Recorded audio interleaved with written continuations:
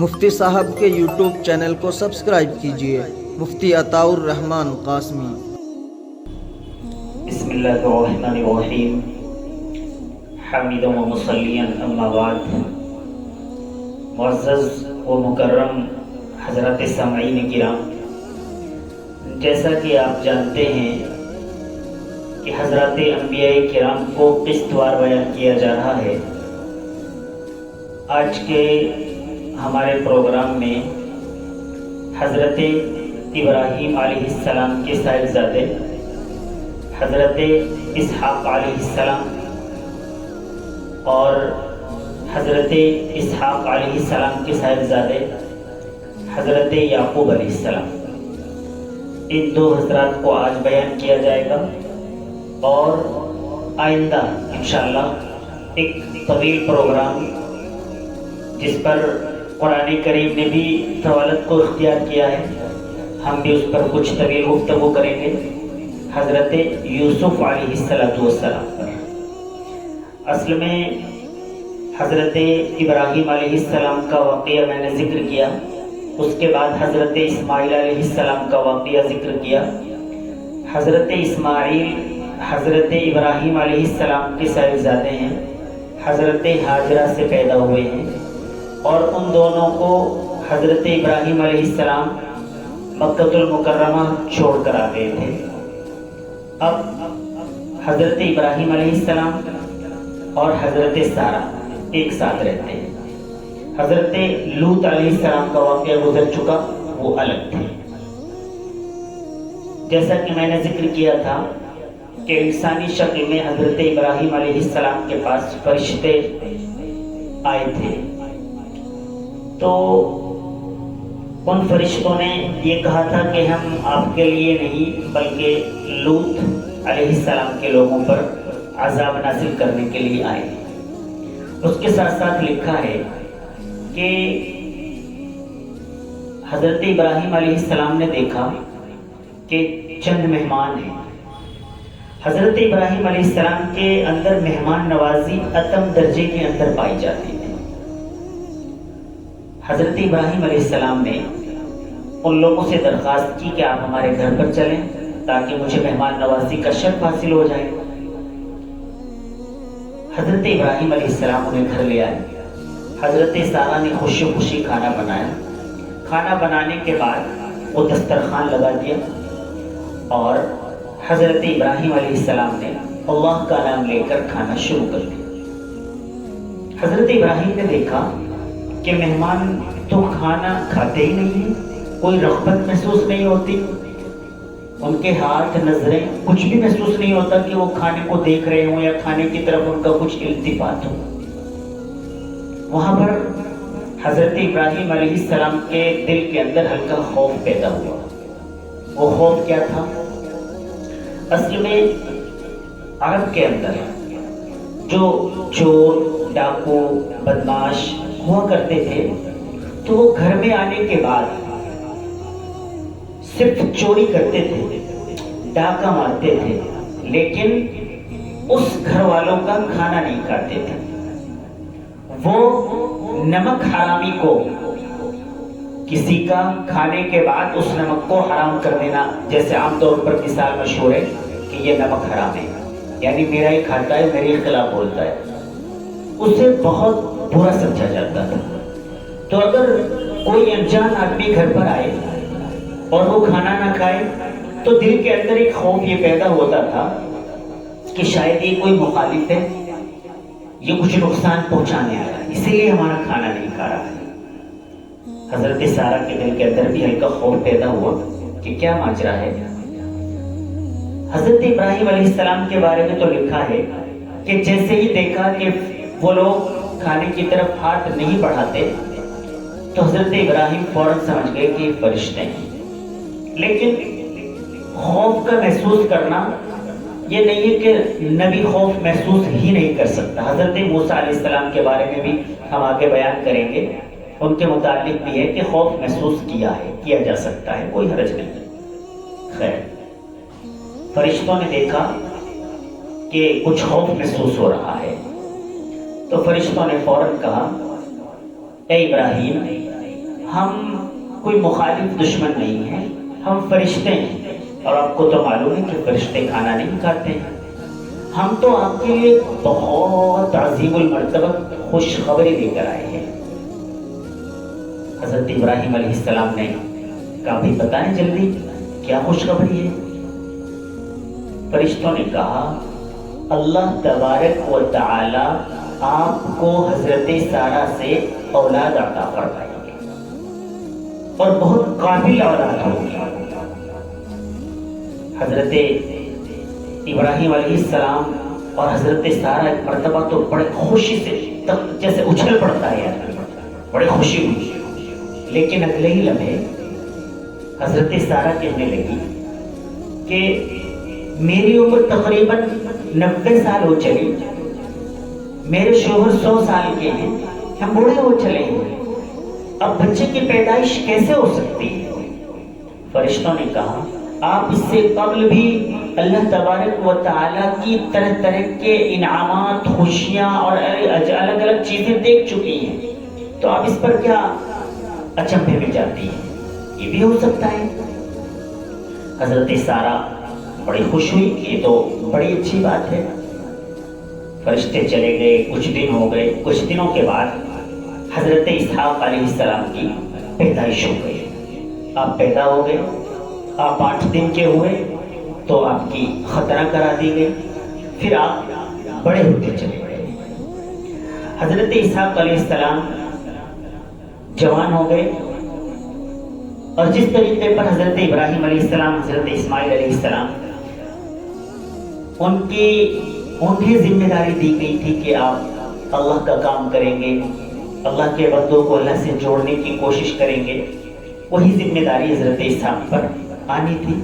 حضرت اسحاق کی شادی ہو گئی اور حضرت اسحاق سے 2 بیٹے پیدا ہوئے، یعقوب اور دوسرے کا نام عیس لکھا ہے، عین یا صاد سے۔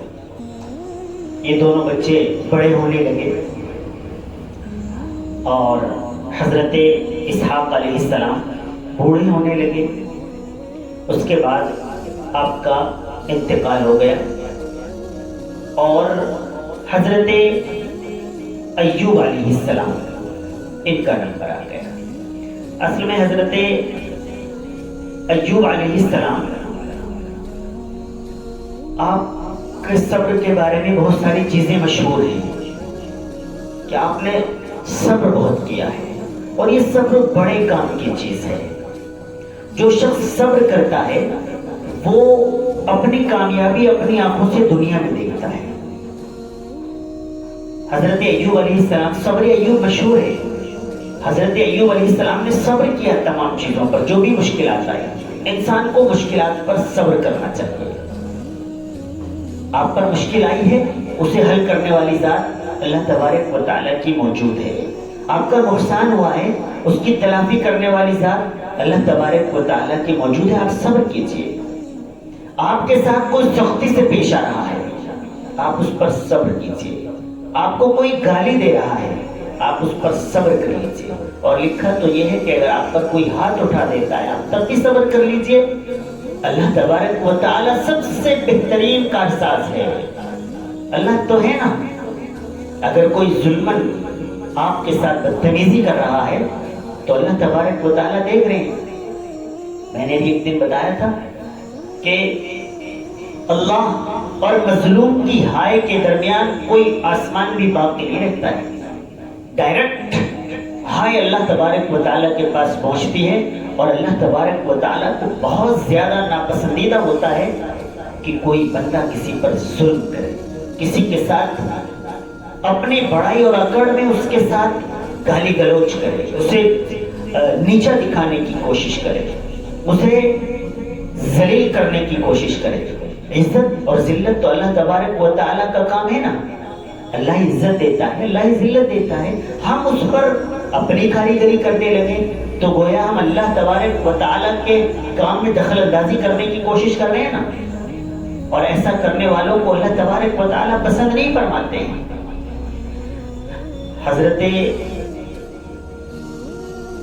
ایوب علیہ السلام آپ نے اپنا کام شروع کر دیا، دعوت و تبلیغ کا کام، لوگوں کو خیر کی، صلاح کی، فلاح کی بات بتانے کا کام، اللہ کے بندوں کو اللہ سے جوڑنے کا کام۔ آپ کا نکاح ہوا، 2 بہنیں تھیں، ان میں سے ایک کا نام لیا اور ایک کا راحیل تھا۔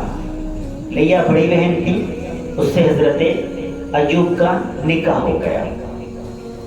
اس کے بعد حضرت ایوب علیہ السلام یہ چاہتے تھے، انہیں پسند تھی راحیل۔ انہوں نے کچھ دنوں کے بعد اپنے سسر سے ذکر کیا کہ میں ان سے نکاح کرنا چاہتا ہوں۔ اصل میں اس دور میں 2 بہنوں سے بیک وقت نکاح جائز تھے، اس کے بعد دیگر انبیاء کرام کی شریعت میں اس کو ناجائز قرار دیا گیا۔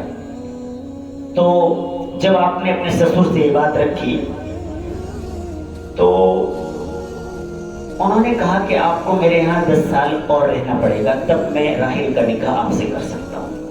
حضرت ایوب علیہ السلام اس پر تیار ہو گئے اور لکھا ہے کہ 7 یا 10 سال کے بعد راحیل سے حضرت ایوب علیہ السلام کا نکاح کر دیا گیا۔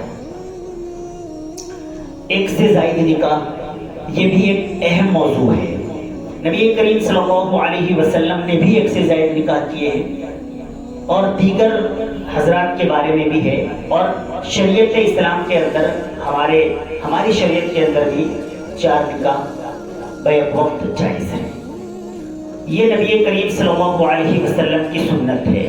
ہم دیگر سنتوں کا، بہت سارے لوگ تو دیگر کا بھی خیال نہیں رکھتے، لیکن کچھ لوگ ہیں جو دیگر سنتوں کا خیال رکھتے ہیں۔ انہی سنتوں میں سے ایک سنت یہ بھی ہے، آپ کو اللہ تبارک و تعالیٰ نے اگر ایسی حیثیت دی ہے کہ آپ دونوں بیویوں کے، تینوں بیویوں کے یا 4 بیویوں کے خرچ اخراجات کا نظم کر سکتے ہیں تو آپ کو کرنا چاہیے۔ جو خواتین بیوہ ہو چکی ہیں، جن کے غربت کی وجہ سے نکاح نہیں ہو پا رہے ہیں، نبی کریم صلی اللہ علیہ وسلم نے اس کی مثال دی ہے۔ آپ صلی اللہ علیہ وسلم کا پہلا نکاح آپ سے بڑی خاتون سے ہوا ہے، تو آپ اس کے دو نکاح آپ کیجئے اگر آپ حیثیت رکھتے ہیں۔ اب بہت سارے لوگ اس بہانے سے ہٹ جاتے ہیں کہ جی میں انصاف نہیں کر پاؤں گا۔ آپ اور بھی تو بہت ساری چیزیں کر رہے ہیں دنیا کے اندر، بہت ساری نیکیاں ہیں جن میں آپ سے کمی ہو جاتی ہے، اور بہت سارے گناہ ہیں جو نہ کرنے کے ارادے کے باوجود آپ سے ہو جاتے ہیں۔ تو آپ اسی میں کیوں اس چیز کا بہت زیادہ خیال کرتے ہیں کہ ہم برابری نہیں ہو پائے گی؟ جب آپ نکاح کر لیں گے تو انشاءاللہ تعالیٰ اللہ تبارک و تعالیٰ آپ کو اس چیز پر بھی قادر کریں گے کہ آپ برابری کر سکیں۔ لیکن جو خواتین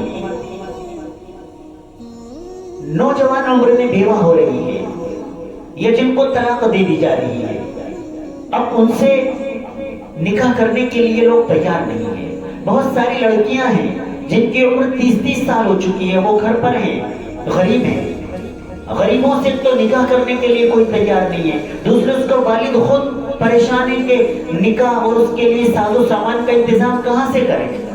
تو ایسے لوگ کیوں نہ سامنے آئیں جو بلا کچھ لیے دوسرا نکاح کرنے والے ہیں، اور جن کی بیٹیاں ہیں وہ بھی اس میں کراہت محسوس نہ کریں کہ اس کا ایک نکاح ہو چکا ہے، میں دوسرے اپنی بیٹی اس کے یہاں کیوں دوں۔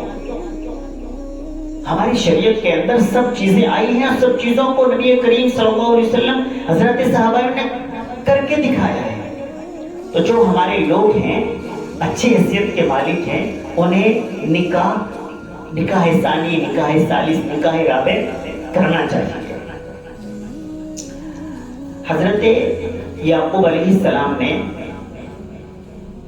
کنعان کے علاقے کے اندر دعوت کا کام کیا تھا، اور یہ جو آج کل بیت المقدس کا سلسلہ چلا ہوا ہے، اس کی تعمیر کے اندر لکھا ہے تواریخ میں کہ حضرت یعقوب علیہ السلام یروشلم پہنچے تھے۔ وہاں آپ کہیں سفر پر جا رہے تھے تو وہاں پر آپ نے قیام کیا اور 100 بھیڑ دے کر ایک زمین کا قطعہ خرید لیا۔ تو وہیں پر اللہ تبارک و تعالیٰ کے حکم سے یہ بیت المقدس کی بنیاد رکھی تھی اور اس کو تعمیر کیا تھا۔ ہاں اس کے بعد حضرت سلیمان نے اس کی تعمیر نو کی تھی، اور یہ ہوتا ہے کعبۃ اللہ کی تعمیر میں بھی ہوا ہے کہ کئی لوگوں نے اس کی تعمیر کی ہے۔ تو بیت المقدس کی تعمیر حضرت یعقوب علیہ السلام نے اس کی بنیاد رکھی اور اس کی تعمیر اولن کی تھی۔ حضرت یعقوب علیہ السلام کنعان میں موجود تھے۔ پھر ایک طویل واقعہ ہے جو میں انشاءاللہ اگلی ویڈیو کے اندر بیان کروں گا۔ حضرت یوسف علیہ السلام جو آپ کے بیٹے ہیں، حضرت یعقوب علیہ السلام سے جو نکاح دو ہوئے تھے، جو پہلی بڑی بہن تھی لیا، اس سے آپ کے 10 بیٹے ہوئے تھے، اور جو دوسری بیوی تھی راحیل، اس سے آپ کے 2 بیٹے ہوئے تھے، حضرت یوسف علیہ السلام اور بنیامین۔ اور یہ طویل واقعہ آئے گا کہ حضرت یوسف علیہ السلام کو کس طریقے پر کنویں میں ڈالا گیا، پھر آپ مصر کے بادشاہ بنا دیے گئے۔ تو حضرت یعقوب علیہ السلام کے بارے میں لکھا ہے کہ آپ پہلے کنعان میں تھے، وہیں پر دعوت و تبلیغ کا کام کرتے تھے، پھر آپ کے ساتھ بڑی مشکلات آئی، اس کے بعد حضرت یوسف علیہ السلام مل گئے، یا طویل واقعے کے بعد بادشاہ بنا دیے گئے، اور ان کا تعلق میل حضرت یعقوب علیہ السلام سے آپ کی ملاقات ہوئی۔ تو پھر اپنے والد گرامی کو آپ نے اپنے پاس بلا لیا، اور وہیں مصر کے اندر آپ رہے، اور وہیں پر آپ کا انتقال ہوا۔ بہت شکریہ، السلام علیکم۔